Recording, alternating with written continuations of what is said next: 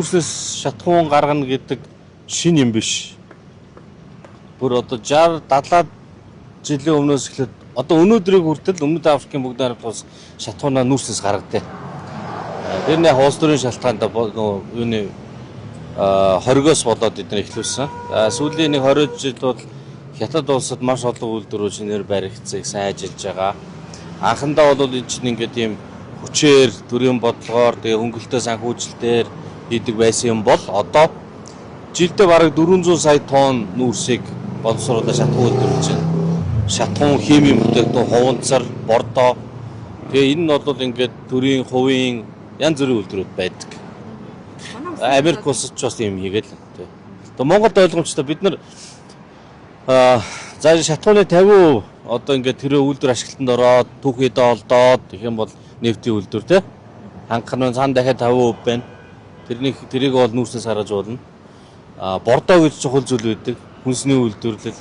Тэгээ одоо бол ер нь дэлхийн ертөнцийн сонирн болсон байна шүү дээ. Тийм болохоор улс орнууд бол ер нь юм дотоодын түүхийн эдээс эсвэл юм найдвартай тэр бүс нутгийн хэмжээнд гол юм хангах юм бодлого баримталж байгаа. Тэрийг одоо сөрөн дэвсгэрлэх чаднарч гэж бас үл үед их ярьдаг болоод байгаа эдийн засгийн аюулгүй байдал. Энэ утгаараа шатхуун бордоо хэрэгтэй. Бордоо гэдэг бол газар тариалан хүнс хоол. Тэгээ хоол гэдэг бол бас аюулгүй байдал хамгийн том чиглэлгүй. Тэгэхээр манд бол энийг зайлшгүй хэрэгтэй. Ер нь бол нэлээд олон жил хүмүүс судлаад энэ зүрийн төслүүд хийж исэн, компаниуд хийж исэн, улсаас хийж исэн хөрөнгө оруулалтын хүндэр байдаг. Тэгэхээр эдийн засгийн хувьд нөгөө нефтийн үйлдвэр одоо Казахстанд юм уу те Хятадд энэ дайм байлдаан дээр дуусвал тэгээд Оросд ч гэсэн ялгааг хөрөнгө оруулалт явах байлгүй гаднаас ингээд нефтээ өрсөлдөж нүүрс рүү оруулж ирээд нефтнээс үйлдвэрлэдэг юм нүүрснээс үйлдвэрлэхээр хөрөнгө оруулалт нь өндөр учраас өрсөлдөх чадвар нь сул байдаг байхгүй. Тэгэхээр тэрийг өрсөлдөх чадварыг адилхан болгож өгөх томьёо бид нар бодох хэрэгтэй гэсэн. Тэр нь ямар томьёо байх вэ? Одоо хөрөнгө оруулалт авцар нүүрс хэмээн үйлдвэр хөгжүүл гэдэг л хөнгөлөлт л байна шүү дээ. Татварын эргэцэн орчны.